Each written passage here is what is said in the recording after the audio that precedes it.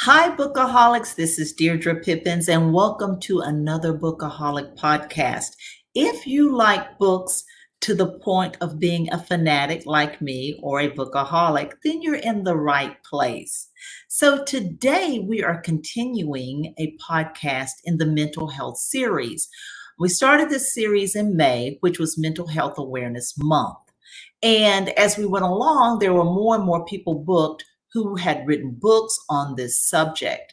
And so I've decided that as they come along, we will continue to focus on mental health with this podcast as well, because people are experiencing issues. And in order for you to have a full and productive life, you have to meet your mental health challenges head on and get help, whatever that help might look like to you.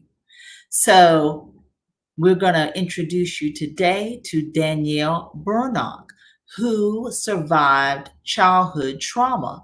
Now, the trauma that she survived in her childhood may not look like what you think childhood trauma is typically. So stay tuned and we will talk to Danielle after this.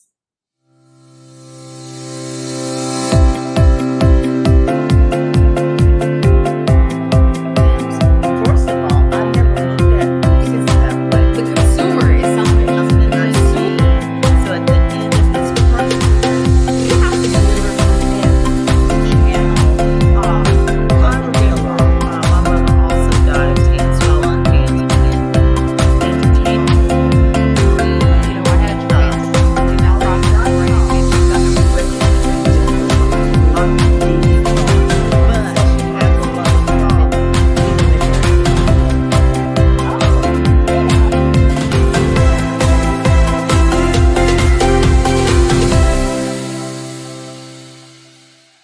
Hi, Danielle. Hello, Deirdre. How are you today? I'm doing great. Thank you so much for joining the Bookaholic podcast. Oh, it's my pleasure. Thank you. Well, in the month of May, I did a series called the Mental Health Awareness Series. May was Mental Health Month. And while I was in the middle of recording those podcasts, I think I kind of ran into you uh, out there on the internet, and you told me a little bit about your story. And I was like, oh, wow, you know what? I really need to still put this under the mental health series on my YouTube channel, on that playlist. And I think because even though May is Mental Health Awareness Month, people have mental health awareness, mental health challenges all the time. So periodically, this podcast, this YouTube channel will focus on mental health episodes. And so I thought, why not? And we'll just put it under the mental health awareness playlist. But I think I will always continue to interview folks who are aware of mental health conditions and treatments and that type of thing. Mhm. So definitely we wanted to get your story out there. And to start, yours started with a childhood trauma or childhood traumas. Is that correct? Yes. And could you Yes. expand a little bit on that? Well, Like what happened in childhood?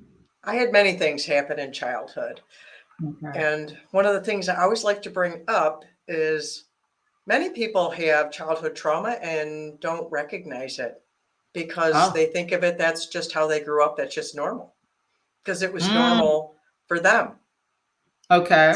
And they Okay. never knew anything else. So that was just life. And a Wow. lot of Yeah. what I felt was like that. It wasn't until I got older and started seeing all the side effects in my life and seeing how I was very emotionally messed up, mentally messed up. hmm I couldn't deal with life. And I Right. didn't know why. I really Right. struggled because of things that was just how I grew up. I didn't know the word trauma. Trauma wasn't a hmm word when I was growing Right. up. Trauma was Right. what happened to people in war. It was what Right. happened with, EMS services when, there's a car accident or a plane crash or something like that.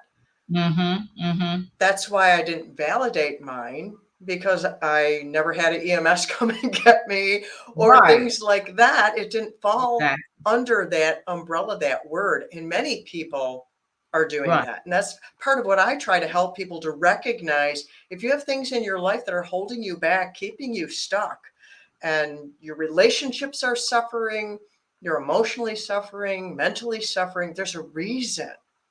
Right. Many times people don't want to connect it to their childhood. They're afraid Right. of throwing their parents under the bus. They are ashamed of admitting things that they don't Mhm. want to bring to light. But Right. the important thing about this is there's two kinds of pain people will deal with here. The one is trauma is the pain that stays. And if you never deal with it, it will never go Mhm. away.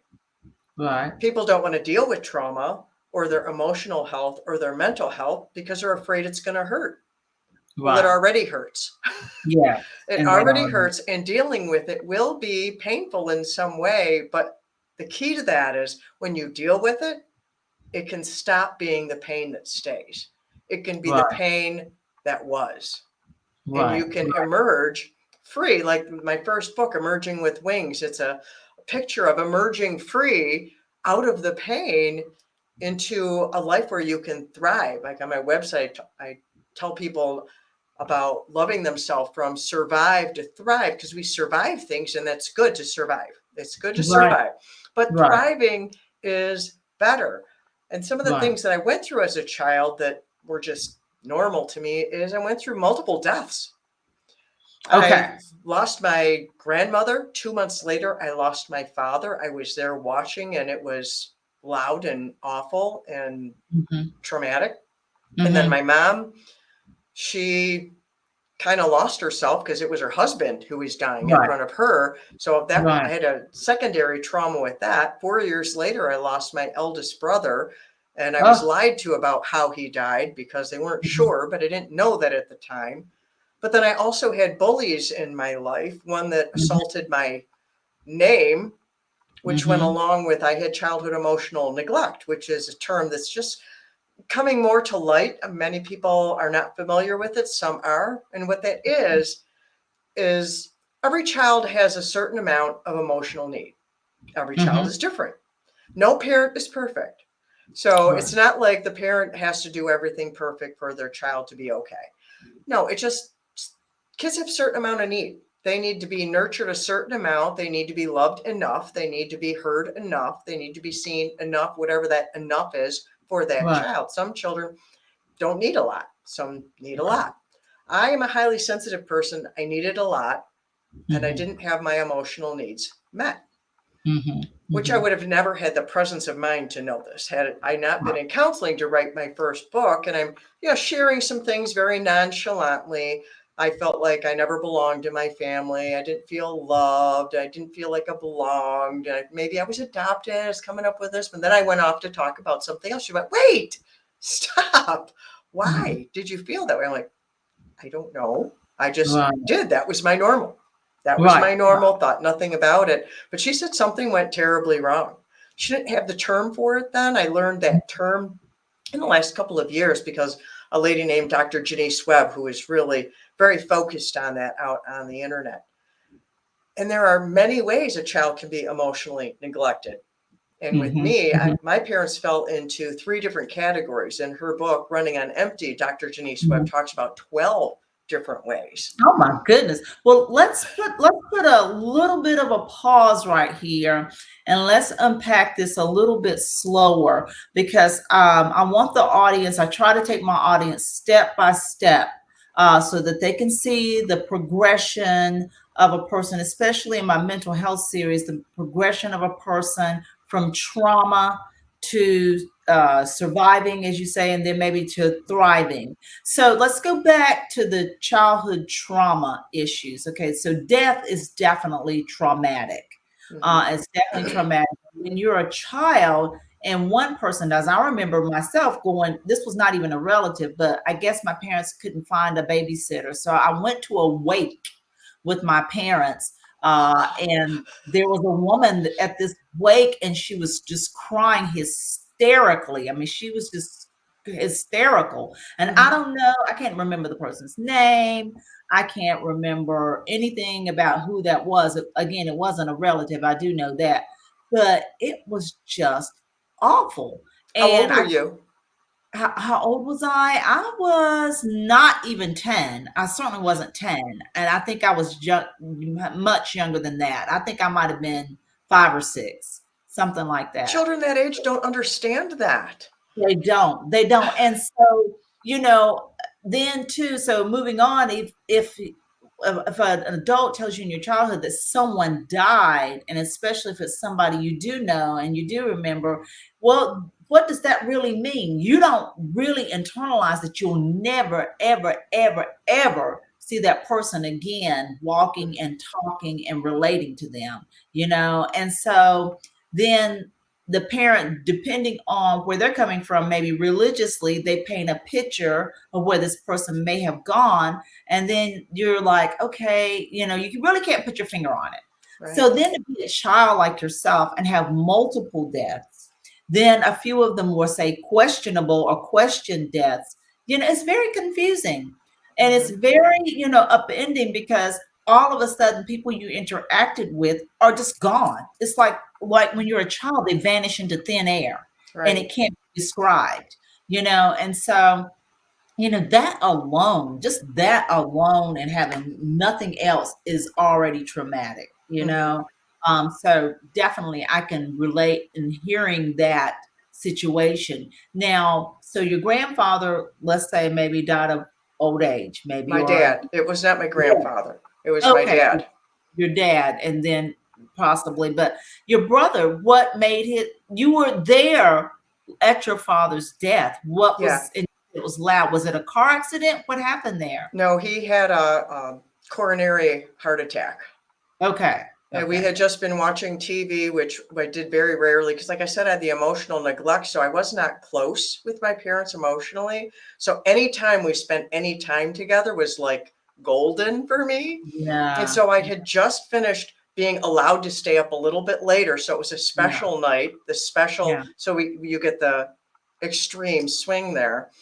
Yeah. And then, you know, my parents went to bed and I was in bed and I hadn't fallen asleep yet. And then my dad came out of my parents' bedroom. He went in the bathroom, closed the door. I heard a crash on the bathroom floor and then these just god awful noises coming from my father. Yes. And my mom got up, ran in the bathroom. She told me to go call 911. I ran to go call 911, but then she came in the kitchen and grabbed the phone out of my hand and I'm freaking out because my mom's like lost her mind because, you know, I'm a kid. It's my dad and my mom, but it's her husband. Yeah. You know, and come to find out they had just been intimate. Right. I found out later. So I had that special time with my dad. Right. And she had just had her special time with her husband. And now suddenly this awful thing is taking place. And my mom was a very controlled woman. So for her to be going hysterical like that, I mean, my brothers were not home at the time. They arrived home from a dance while the EMS were there. So it was like just utter chaos that was at my house. And then he was DOA at the hospital. Wow. You know, that is just I would just say naturally, that was just a horrible situation, you know, and you know, you just can't be prepared for that. You just cannot be prepared for that at all. Not even your mother, who was an adult and very controlled person. You just prepared. Well, she had just lost her mother 2 months earlier. Oh my goodness. So that was very compounded. Yes. That happened there. And as a child, as a 6-year-old, you were talking about being at a funeral when you were like 5. When I was 6, I had a trauma with my teacher. You know, she traumatized me and humiliated me and shamed me in front of the entire class. Yes. Now was that having to do with your name, you were saying? No, that had to do with, it was very silly, but and one of the things I bring up all the time, when we're an adult and we look back at our trauma as a child, we are seeing it through the eyes of the adult. And it's really hard to fathom, you know, you can blow it off. Oh, that's all that happened. But what has helped me is I have grandkids. Yes. And one of my granddaughters just finished being in the 1st grade, which was how old I was. And so I was able to imagine her going Right. through this instead of me now as a complete adult. And Yeah. that helps you to wrap your head around it. Because the Right. teacher had, she was pregnant. I mean, I can look back now and explain all kinds of stuff to myself. I've been Yeah. pregnant and I was a emotional basket case when I was pregnant because of all Yeah. the hormones. So who knows how Right. she was feeling, the poor Right. woman, but I was a little kid, she was the authority figure in my life and she had told us to not talk. I dropped my pencil. It rolled under a classmate's chair. I asked them to pick it up for me. Yes. I spoke. I was in trouble because I did that. I was Yes. sent out in the hallway, and when you're 5, you're like, the ceiling is like a mile high. It And I'm is. outside there. I don't know how long it was. It felt like eternity, but you're 5. Right. So, Right. but then she brings me in for reading group and she puts tape over my mouth because I need to not be speaking. But then I have to read in my reading group in front of everyone with tape over my mouth. Now, I have a problem with that. So do I, but I never That, told anyone oh until my I was all gosh. grown up. It was something I smashed down Oh because my children God. blame themselves for that.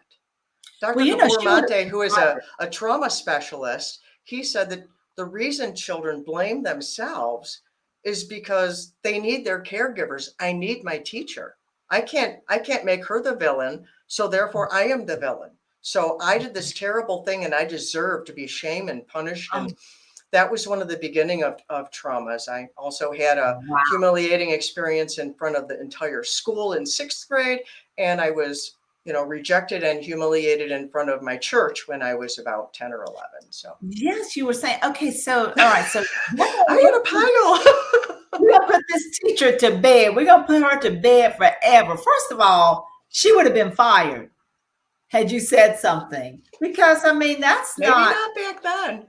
well, maybe not back then, but I know right now she would have been fired. Putting tape over a child's mouth is abuse. You can't, some people are mouth breathers. They can't even breathe hardly if they got tape over their mouth. So yeah, she would have been gone anyway.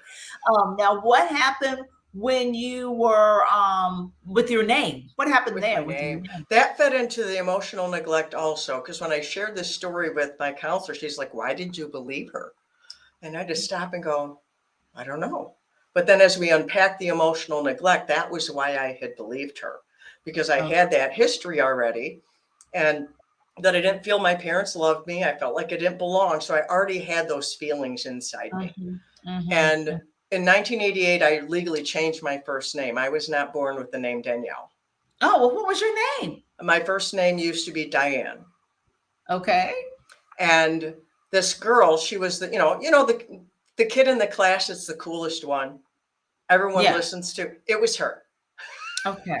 So it was Okay. her, and she was the cousin of my next door neighbor. And it's like this thing I disassociate, so I only remember like parts of it.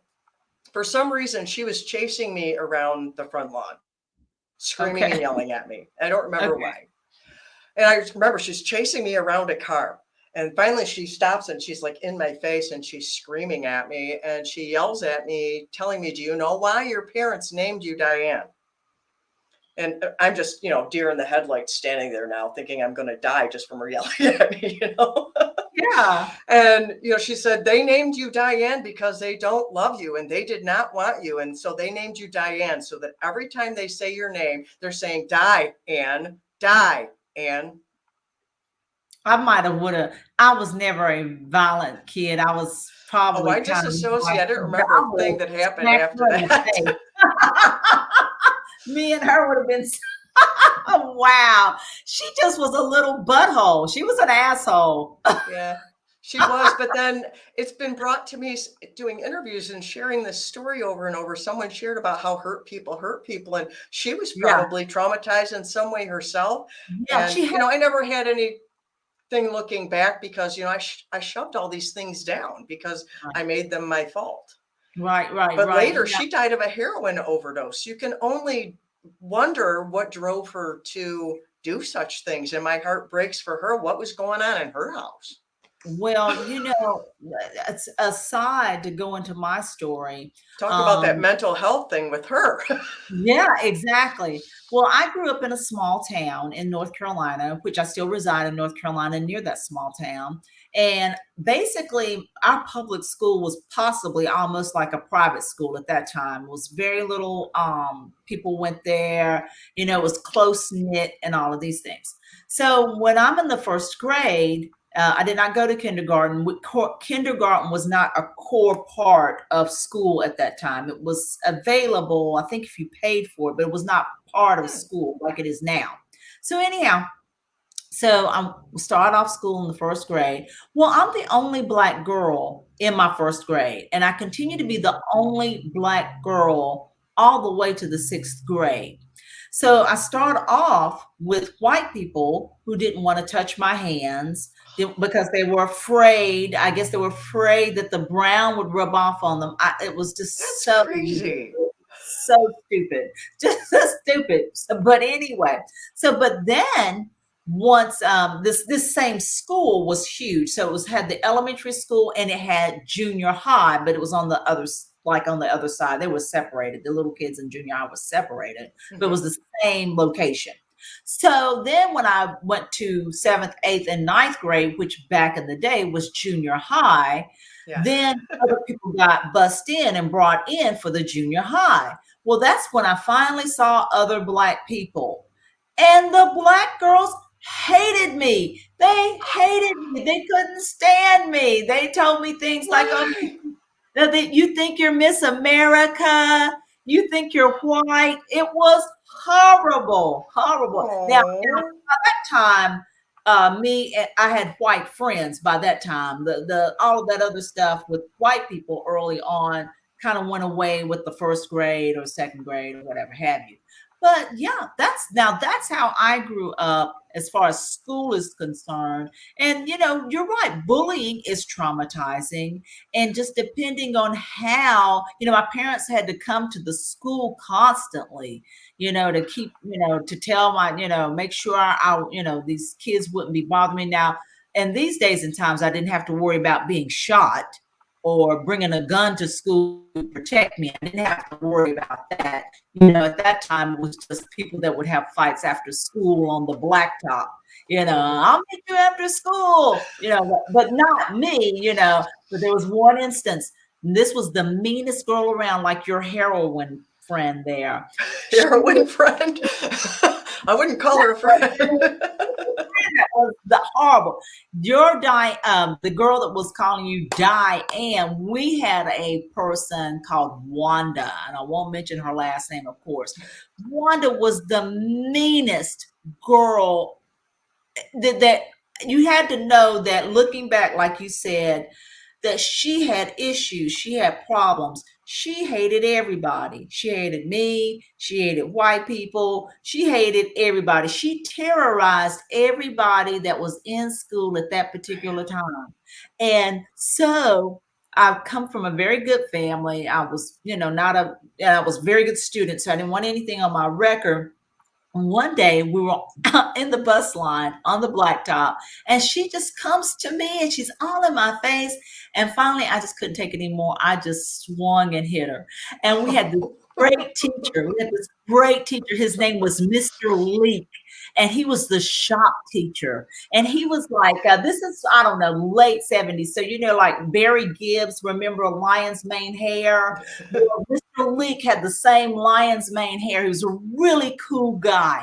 And I had his shop class, and Mr. Leak, I know he did this. He held her just a little bit and let me get a few more punches in. And then he said, all right, girls, all right. Oh, you had people come to your aid. That's one Yes, of the things I didn't have. I didn't have anyone come to my aid. Not in oh my any of God. those situations, not when Oh any of the no. people died. We didn't have Oh anyone yeah. come and help for us to Oh know. I had no. no idea how to process any of that. I didn't process any of it until Yeah. after I was married.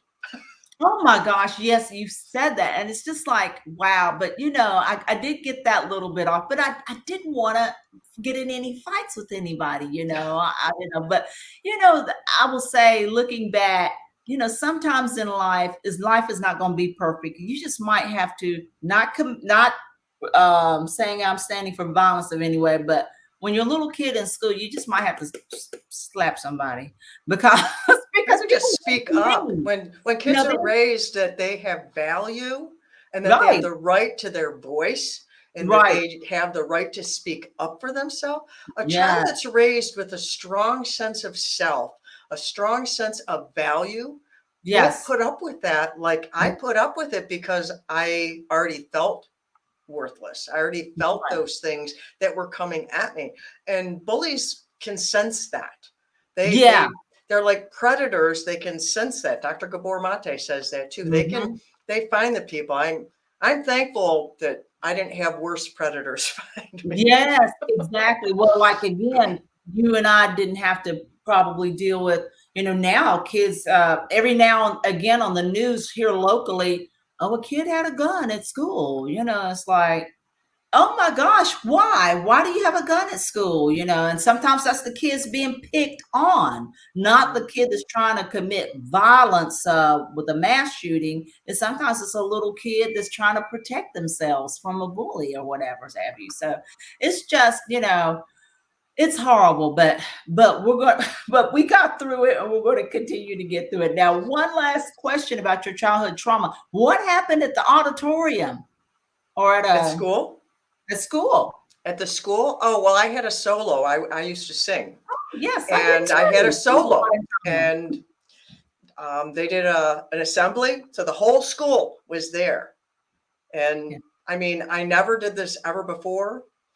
I forgot every single word of my solo Oh and stood up no. there forgetting the whole thing. And when I got Oh, back to my class, the entire class just picked on me so bad. And the music teacher, I was supposed to do it again that night. I said, I'm okay. not doing it again that night because then they were going to have all the parents in. Right. And I'm like, no, but somehow he talked me into it because I would, authority figures had all the power and I didn't. So I'm like, okay. But in the evening, I remembered my solo, but in the front row was the mother of one of the kids in my class who was laughing at me and pointing at me and jeering at me while I was singing. And the kid was still sitting there that night I don't know if laughing the at kid was, it was the kid's mom. the kid's mom was Yeah. laughing and cheering, even though you had. Oh wow. Well, then she was not a good parent. She was not a good parent. Well, I She didn't, was a horrible that's all I parent. remember. It's like the trauma just leaves these marks. And then now I help people overcome trauma and deal with these Yeah. kind of things if they need counseling, to go into counseling. And I went through that. But then if you get to the point where you just need to move forward, then that's where I can help because I coach people and I have my books Mm. and to help them to move forward and maybe even identify something that they blew off as not a big deal, but it's affecting them now. Is that Well, rejection that happened when you were 12 affecting you at work today? Maybe you yes. need to go back and go, well, maybe this girl, I don't want to come up with a name because I don't want to pick on anyone's Right. name. Right. Right. Maybe what they said to you that day is leaving a mark today. And if you go back there, you process it, you validate it, you deal with it, and then you can put it to bed right away. And then you Right. can move Exactly. forward.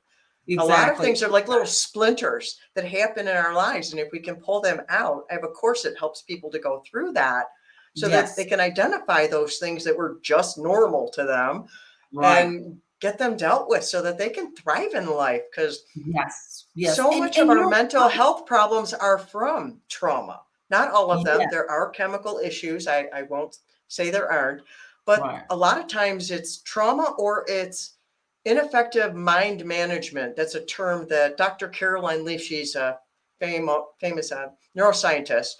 I'm reading her book. I thought I have it here. Cleaning Up Your Mental Mess, because it was Oh, that Bookaholic. And she yeah. uses the term mind management.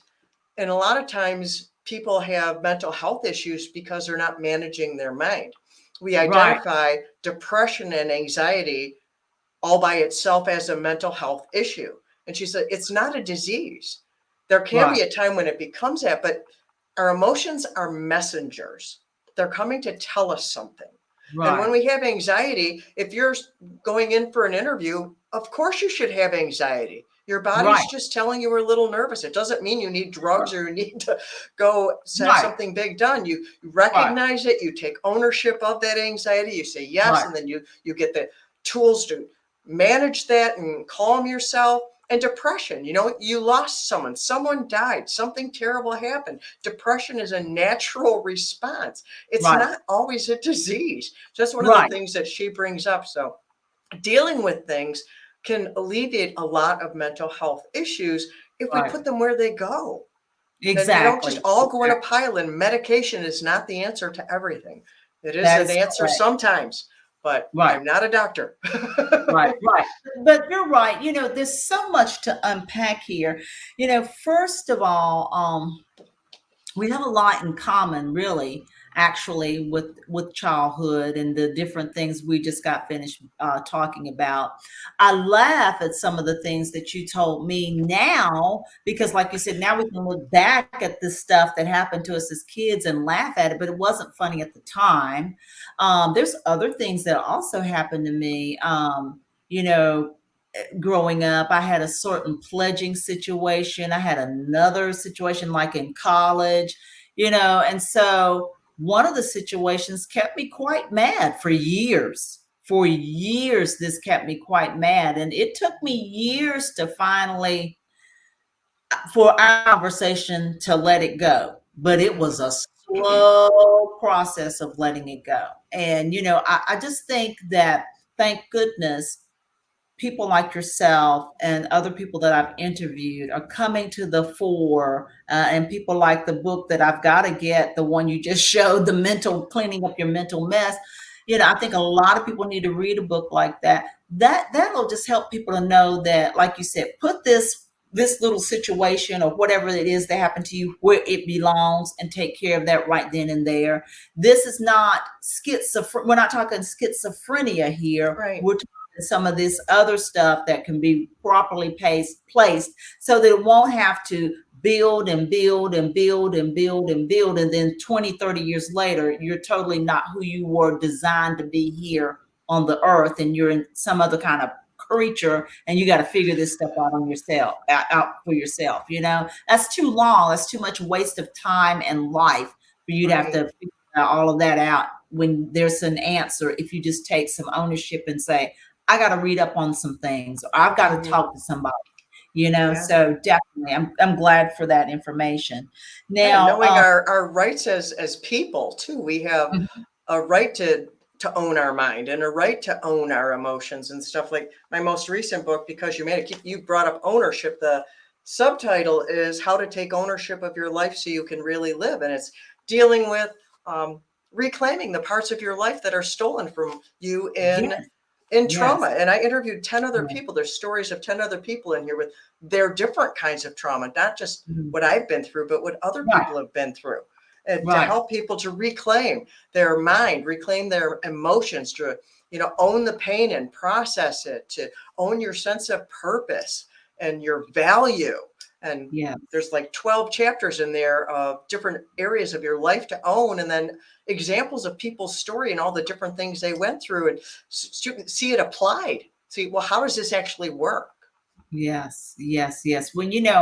Um, as we were talking, several things came to mind. One word is, and like you said, when you were a little child, you didn't have the word to describe. You didn't have trauma. You found out was not just some medical trauma, like on a medical show or something like that, Right. but it meant other things.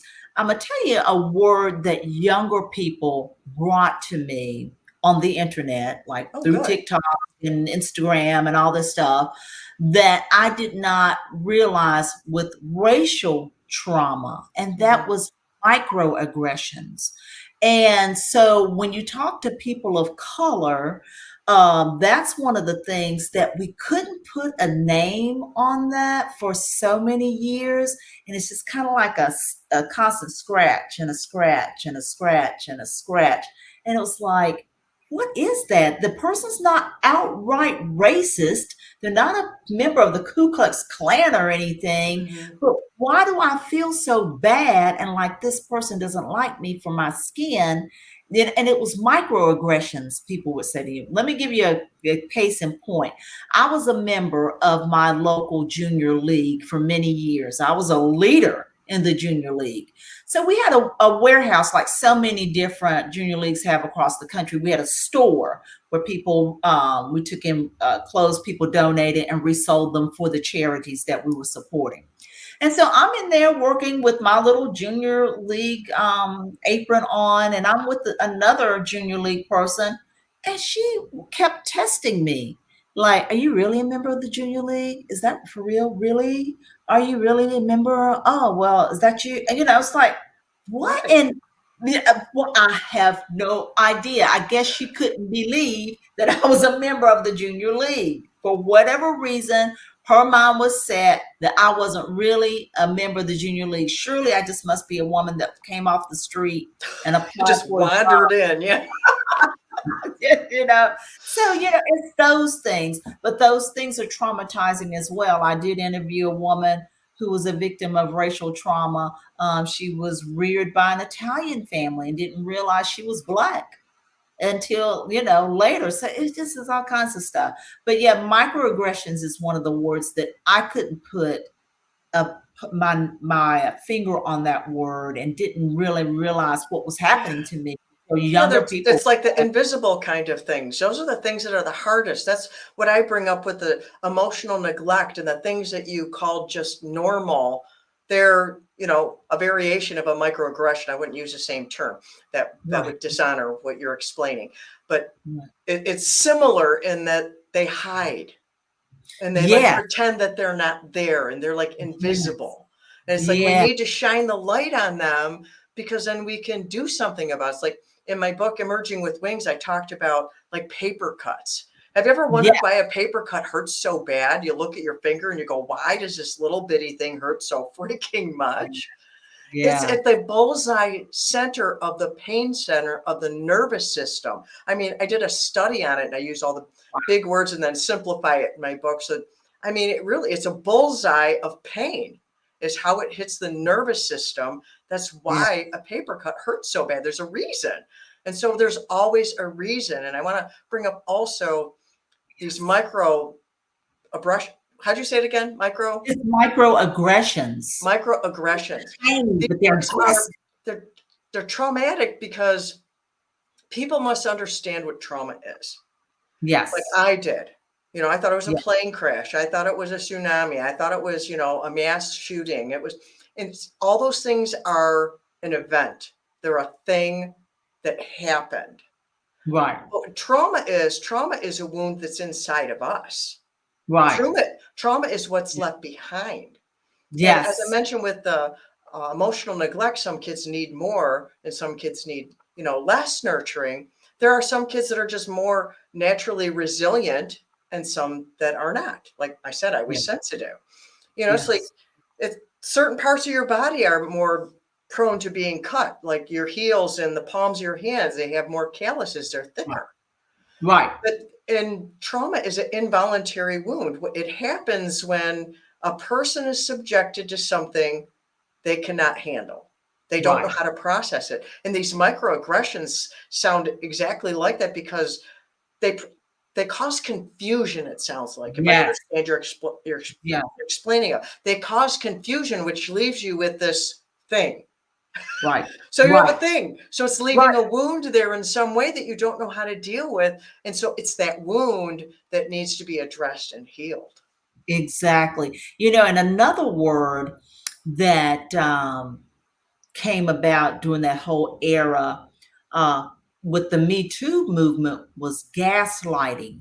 Oh, yeah. And that's not a new word, but I think that word came to a greater understanding in the last 5 years. Yes. The microaggressions and the gaslighting, the microaggressions can lead to, in the situation of me and that woman, I was just confused, like you were just saying. And I was like, is she attacking me or what is she doing? Yeah. Is she having me in a spin? Like, what? I mean, but that's kind of all wrapping itself. They're relatable, microaggressions and gaslighting and all of that stuff, that's like you said, like a paper cut. Those are Yeah. the things that hurt so bad. And sometimes you don't think anything of it. You maybe say, oh, that person was having a bad day, or I don't understand their humor.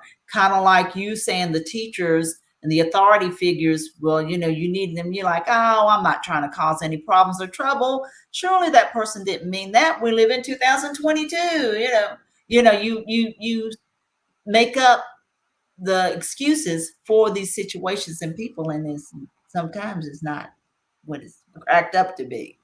Right. Especially children, because their brains are not developed. And Yes, like I said, yes. we can look at our childhood as an adult and we don't process it the same way. We No, negate it simply because we wouldn't feel that now. Well, of course not. right. We're adults now. Exactly. Exactly. Well, now let's transition over into 4F Media. Tell us about that. Oh, it's the company that I started to publish my first book, Emerging with Wings. The 4F stands for faith, family, friends, and freedom, which I believe Yeah, are 4 cornerstones of our lives. And the yeah, media was, I was publishing a book, and, in case I write more books or other things. And, now I'm doing lots of things. I have courses. I'm a podcast host myself. yes, I've written for numerous publications. I have multiple books. So it's like all the different kinds of media that are out there yes. and how to spread the message to help people. Yes, oh, I loved the part of what the 4F stands for. And that's what I wanted from you. And again, that's faith, family, friends, and Freedom. freedom. Oh, yes, most definitely. And that kind of says it all, to having part of a whole complete life Hmm. that you're happy with. Definitely. Right. So now let's delve into, in part, what makes up 4F Media. Let's talk about your books, Emerging with Wings. That's your first book, right? Right. And tell us a little bit about that. That's this one. That's the one that started it all. Okay. And I love telling this story because it still doesn't cease to amaze me. Right. When I sat down to write this book, I had grown a lot. I put myself into counseling because I was going to be revisiting things I knew were painful. And my perspective at that time was I had already dealt with everything. I'd already Yes. grown, I'd already healed. And so now I'm writing my story. Right. Except for I only knew the first 8 chapters of this book.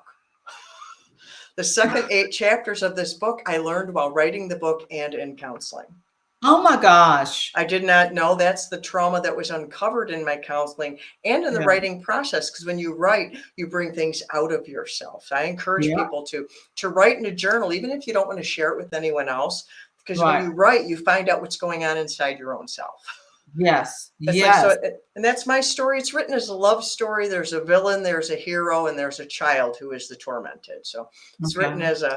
as a love story like that. It's a memoir, but it's to help people to validate their pain, to own it, and to know that they're loved and they're valued, and to Mhm. know that there are lies that we believe, and these lies hurt us. So we have to get the truth, and we have to know that we're loved. So it's my Right. journey of getting free from childhood trauma and finding my value, because we need to know how much we matter, which is why my Right. second book, Because You Matter, I love that title of it. Yes. So, Yes.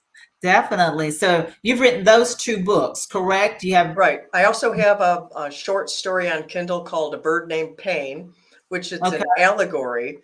And it's a short story, but it's dealing with the complex emotions when you have a loved one with Alzheimer's. Oh, wow. That's important It's also. on Kindle and also Audible. So, Most and then I have a definitely. book I give away free at my website called Love's Manifesto.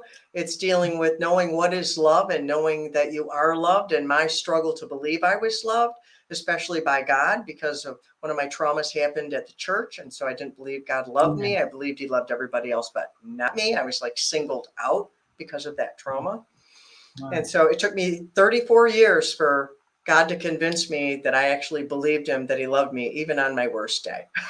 Yeah, yeah, and I think that's what happens to a lot of people, and so one of the things I wanted to double back to you. Now, we know about the deaths that presented themselves in your childhood, but you were saying, and I just want to make sure we're clear and the audience is clear. You, just as a child from the jump start, felt needy. You felt that nobody loved you. It's not Mhm. necessarily that your parents didn't do anything per se. That's just a feeling you had. Well, it was because of the emotional neglect. Like I mentioned in that book, there were three kinds that my parents fell under. The one, which is the main one, is well-meaning parents who were emotionally neglected themselves. And so they don't have to give what you need because they did not receive it themselves. My mother lost her dad when she was 7, and her mother Mm, remarried when she was 12, and her stepdad refused to have anything to do with her. My mm, dad lost his sister and his uh, mother and his father all before he was married. So my family was very small. yeah, So they went through a lot of trauma. My parents both lived through the Great Depression. And so they had a lot of it, just circumstantially well-meaning parents in their lives as well. It's the generational trauma that keeps perpetuating itself until it yeah, gets brought onto the light and saying, no, we need nurture. Nurture is yeah, important. Well, what yeah. does that look like? Well, then you have to learn, which is something I made myself a student of. Yes. Well, um, really another little personal thing here. My husband was not officially adopted, but adopted by a Jewish family. So the Jewish father and his real birth son, one of them, they are having this feud, and it's been going on for years, maybe like 5 years now. And I tried to tell the son, hey, it's, based on what I've heard, what the faulting is, it's not worth it not to talk to your dad for the rest of his life. And he's in his 90s. And it's not worth it to you and your mental health and your soul, from my perspective, to not talk to your father. Hey, you might not talk to him every day, but, to check on him at least once a month and see how he's doing. 15-minute call and get off the phone, whatever you need to do, but it's just not cool, the situation. And my parents also came from that same generation. My parents were born in the 1920s. They are now deceased. But those folks that, like you were saying, that went through the depression and all of that stuff, they weren't the most caring, nurturing, Carol Brady from the Brady Bunch kind of parent. They weren't that, and that's what I was wanting when I was a little kid. I was wanting Carol Brady type of mother. My mother was not Carol Brady at all. She wasn't mean per se, but she was not Carol Brady. Oh, da da da da da da da. And but I had to learn that. I had to learn that and get through that. And it took years to understand. And when my mother lay dying, though, I did ask her, I said, Mom, why were you so hard on me? I was like, I was a good girl. I was a great student. I was active in the community. I asked her all these things. And she said, well, I just didn't want you to grow up too soft and too, spoiled and all of these things. And that's what those folks, the lesson they learn from being kids growing up in the depression. Yeah. So, a lot of times there's a lot of misunderstanding, people blaming their parents, but their parents are coming from that angle for a reason. And again, that is to say, we have to open up these conversations that people like you are bringing to us. We can't continue to live in that darkness and just say the authority figure, okay, I'm going to just swallow it down. The authority figure, which my mother was definitely an authority figure, you know. So, yeah, we have to, learn different things and learn different tools with dealing with ourselves and dealing with pain. Yeah. And just a That, note here about the parents also. yes. Later in life, my mom came back to me and asked me if I wanted to be friends. And I was like, um, I was shocked, but then I said yes. And we went out to eat and we started to build a bridge between us, and we dealt with all of our trauma with each other. And I sat with my mother holding her hand, singing to her when she passed away. And we had completely reconciled. She didn't get to deal with all of her trauma like growing up, but we dealt with all the trauma between us. And actually, Yeah. my name is Danielle because when I shared my story with my mom about what happened, she cried. I was shocked, but she cried. And she was the one who suggested that I legally change my name. And so I want Wow. to put that out there that if anyone Wow. listening, you have parents, you have issues between them, see if you can build a bridge. If both parties are willing, you can do it. Yes, yes, yes. You can at least try. And even Mhm. if that person's not willing, you would have tried, Right. you And you know, won't have regret. You don't right. want to have regret. You don't, because all of us will leave this place one day, and you just do not want to be having that on your mind as you whatever is going to occur. So yeah, definitely so, definitely so. So give us, oh, what is the S.E.L.F process? The self Ah, it's the cycle I take my clients through to get to the bottom of their issues. And process. it's done repetitively. And I use the word self on purpose because our choice is rooted in ourself. Mm-hmm. No one can make our choices for us. If they Nope. do, it's coercion or manipulation. It's not a real Right. choice. So Correct. that's why self, and also in some Christian circles, self is looked at as a bad thing, which it was in my growing up. And Yeah. so I'm reclaiming the self because Okay. Jesus died, I believe, for our self. That's our soul. I think the Right. part that he was talking about that we needed to deal with and rule over was the ego. Yes. Yes, I've heard that. And, I've explained to somebody else on the mental health series, had they ever heard of ego stands for edging God out? Oh, I haven't heard that. That's cool. Yeah. I Yeah. like that. I Yes. like that. That was not mine, but that was credited. I credit that to Kathy Lee Gifford. Hmm. I heard her say that ego stands for edging God out. So Hmm. yeah, that's good how you reframe that self, Hmm. uh, the And aspect. so the self it's a process I take them through. It stands for C, Hmm. expose, love, and free. You have to Yes. start with C, you have to start with awareness. Then Hmm. you have to expose the reason why of what you Right. are seeing. Then you need to feed on love because love drives out the fear and gives you Right. the courage to take action for the F, which is your action step to get free. Wow, man, that is enormous. That is, Danielle, you and I could talk for another 5 hours.